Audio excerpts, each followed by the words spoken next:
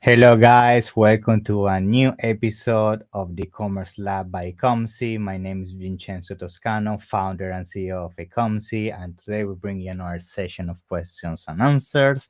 And also, this is the session where we're going to be discussing some of the latest news in the Amazon world and just topics in general when it comes to also e-commerce, entrepreneurship, and mindset as well. Okay.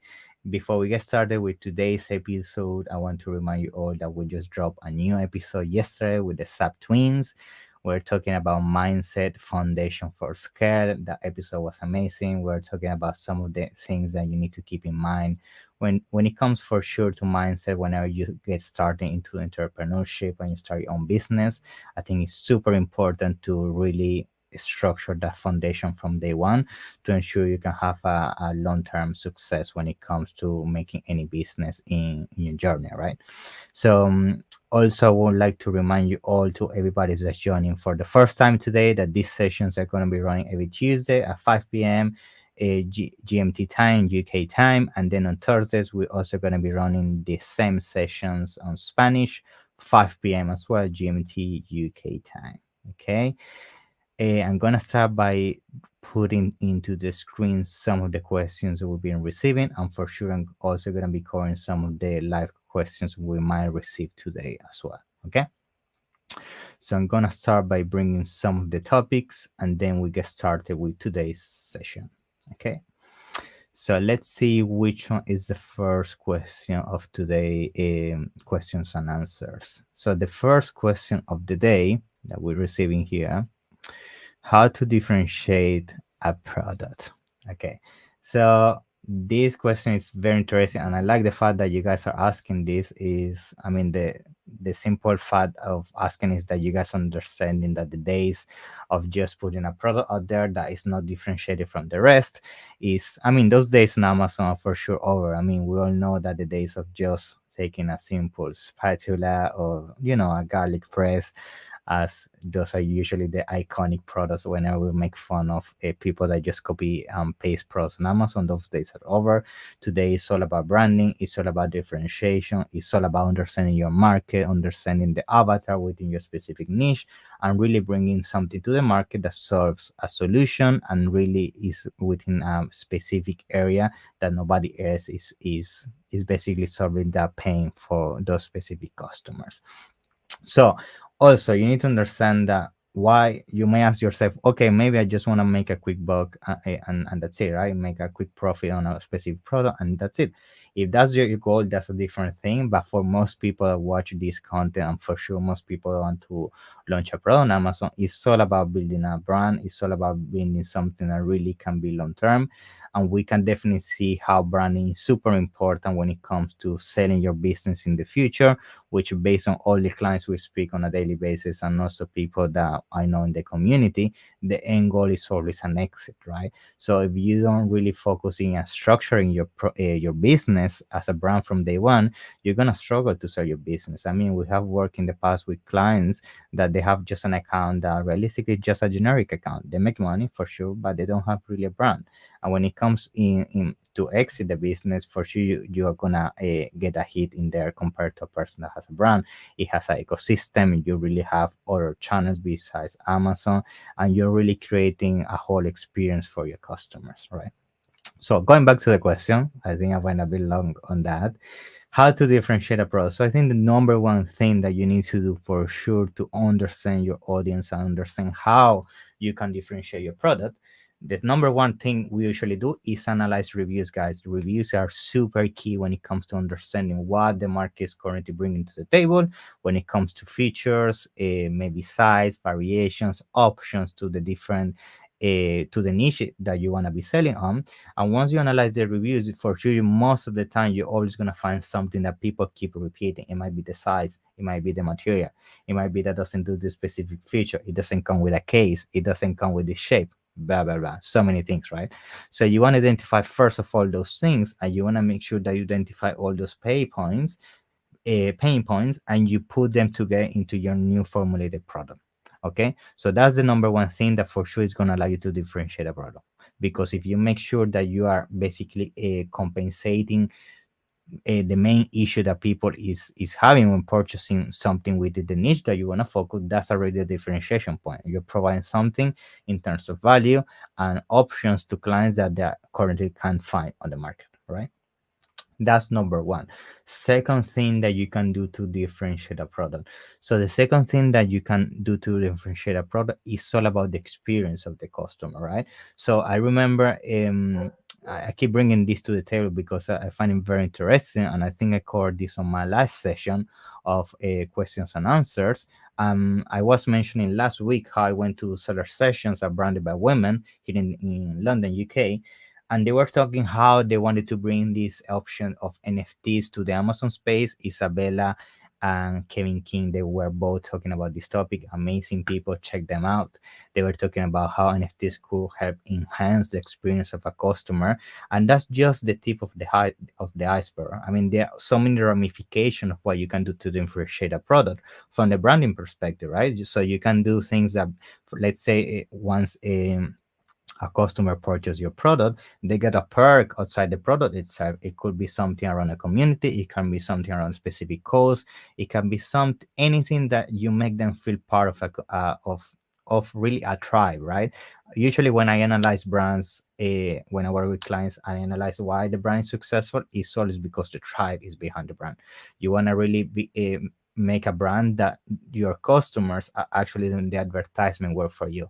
I mean, usually when you analyze most of the brands out there that they have huge success, most of the time the key is on their audience. You analyze your audience, and the audience, everything that they do is post about that product in social media. They tell it to their mom, to friends, and that kind of results you can achieve just by providing an excellent customer experience. So when you think about differentiating a product, don't just think about the product itself physically, because for sure it's key, it's important, but you also want to enclose around that what is the actual experience, what happened when the customer receives the product. Maybe they need to do something with the product once they receive it. It can be something on your website, it can be something around specific type of event.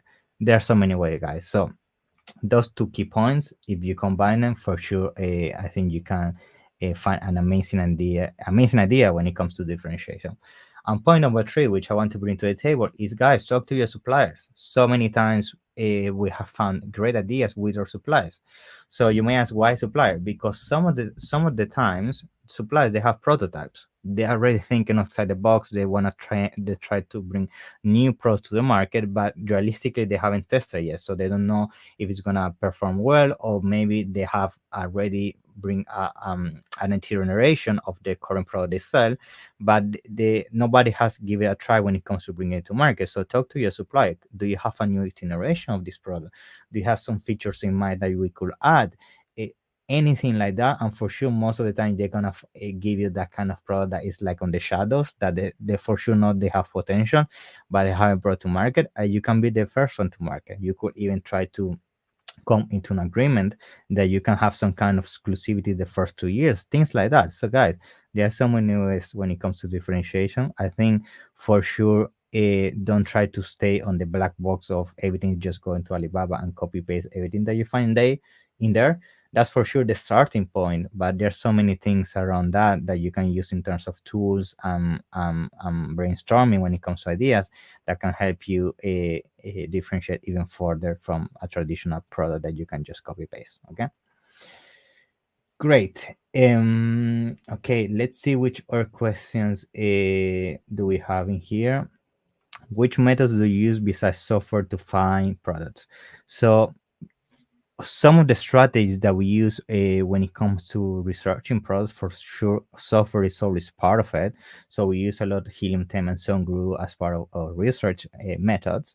I actually did a video the last week, check it out. I think it was on Wednesday last week, if I'm not mistaken. I'm gonna give you the date, Wednesday 11th of May. You can go to my YouTube channel or the podcast channels where we usually broadcast all the content in there.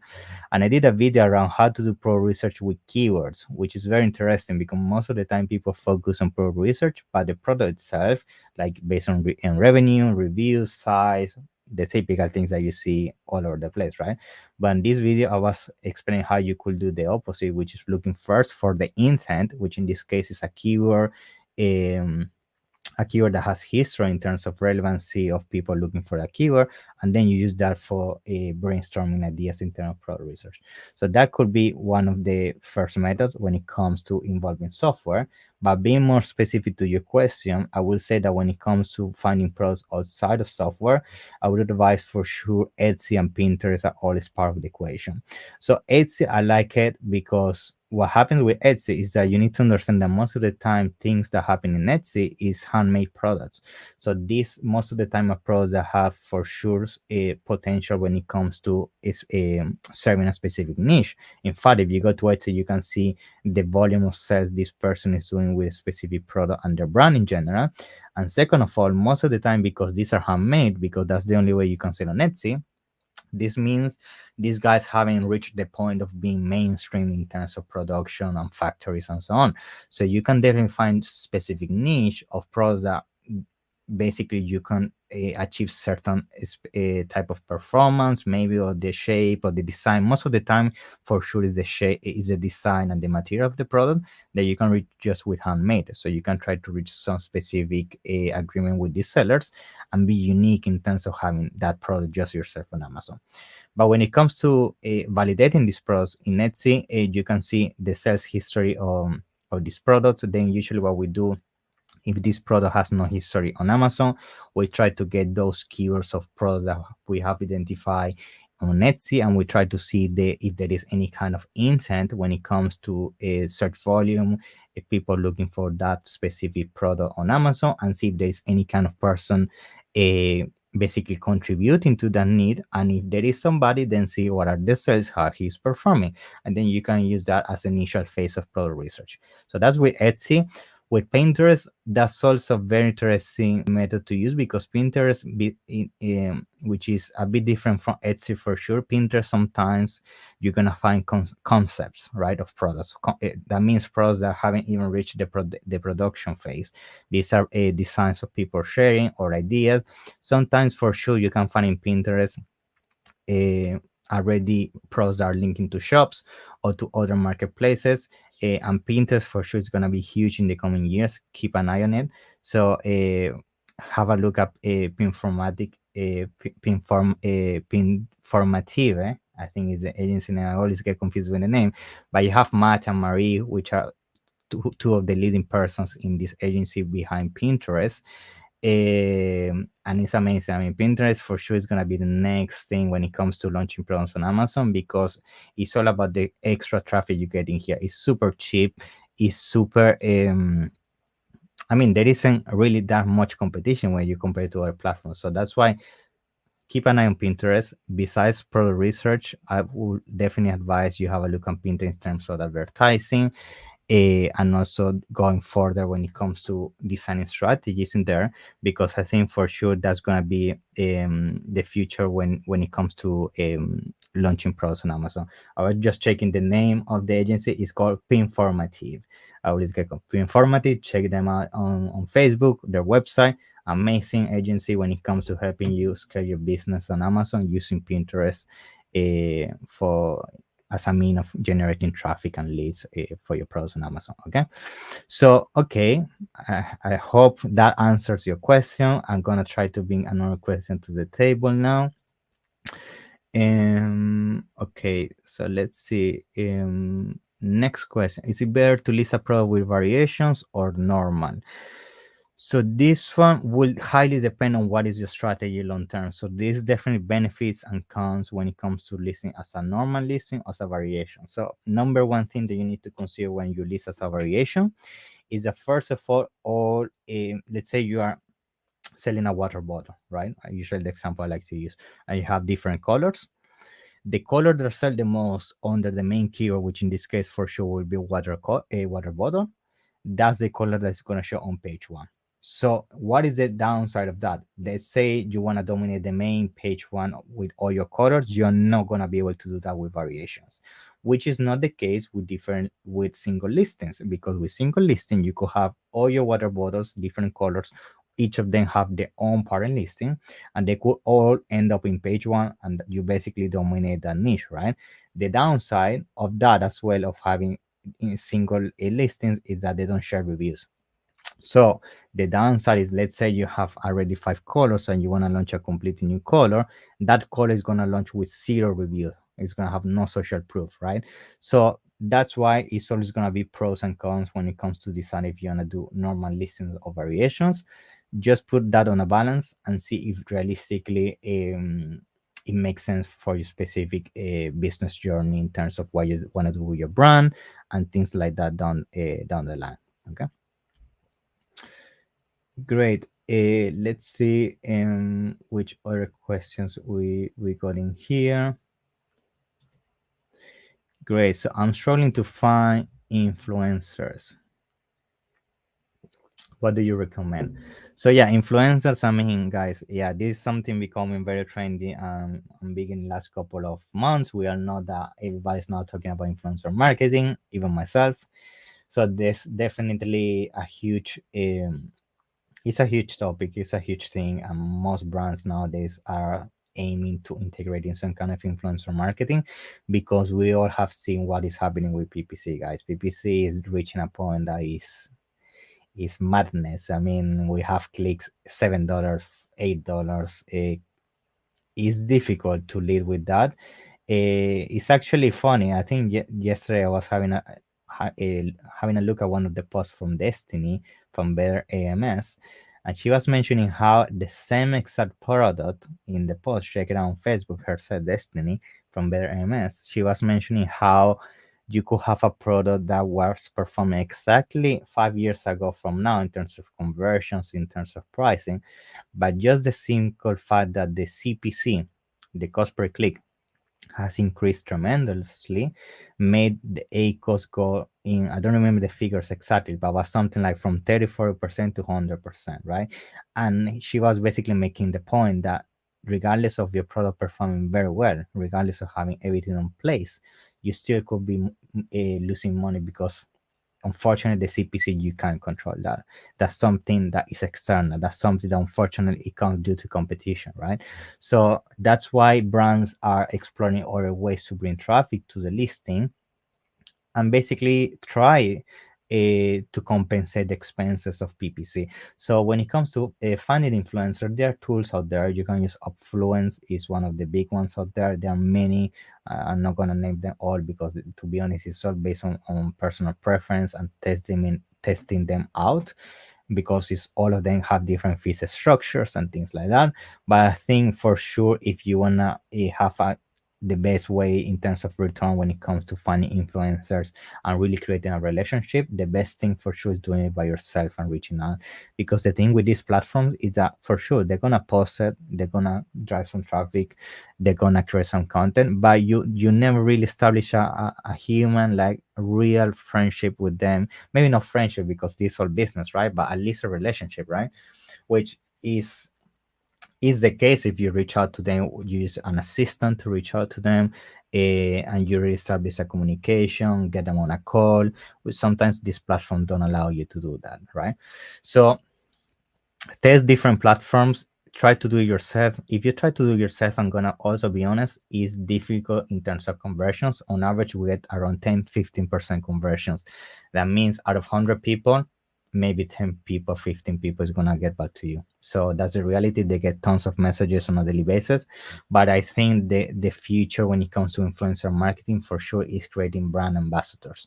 I was having a discussion with a guy last week and we are talking how brand ambassador for sure is the next thing when it comes to influencers, because influencers sometimes they post a thing and they forget about you. That's it.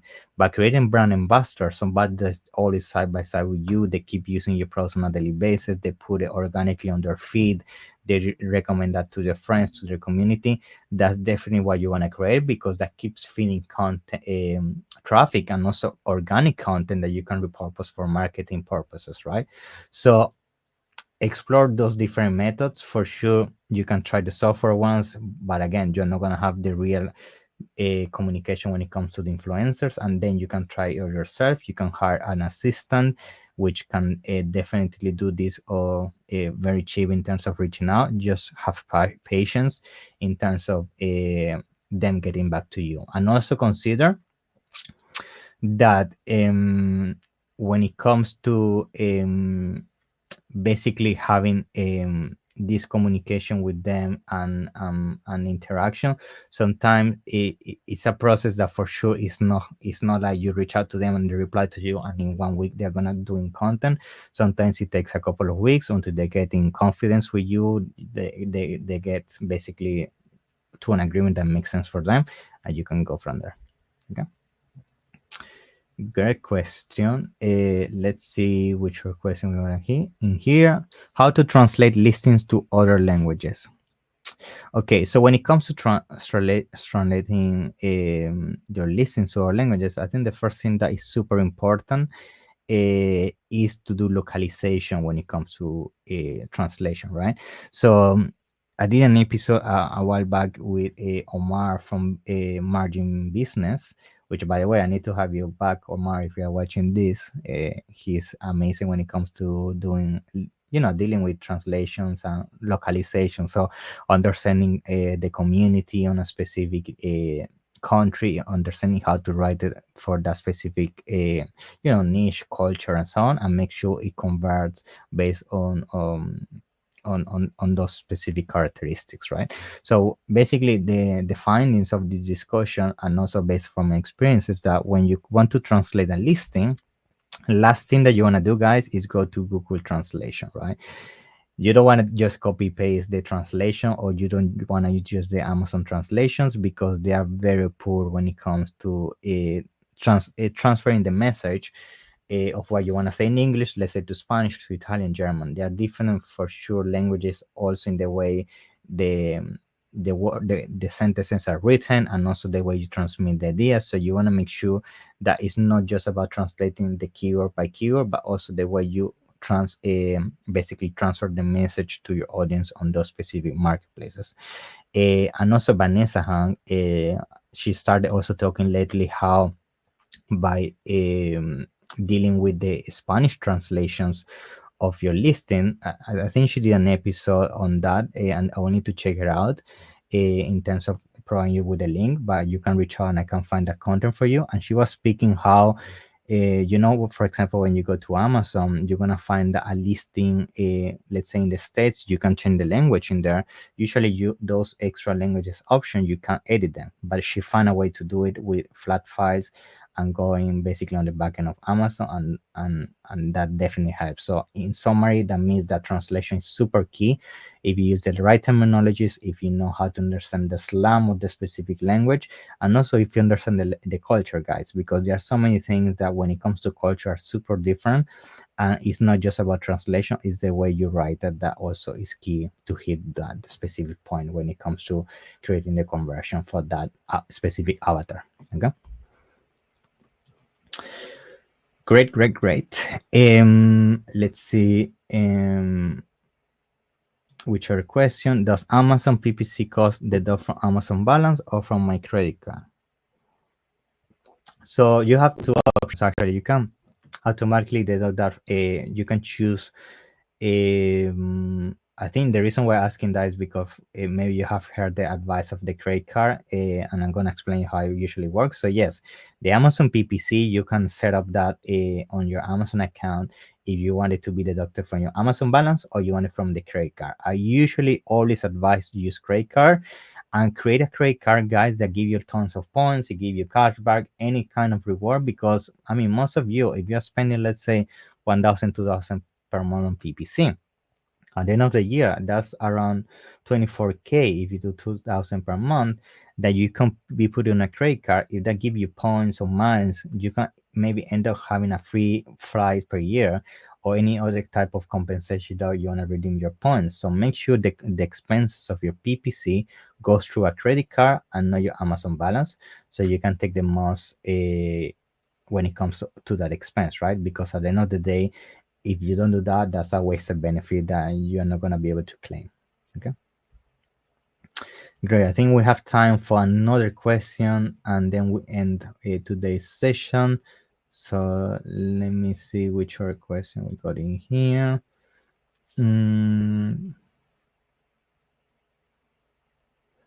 Okay.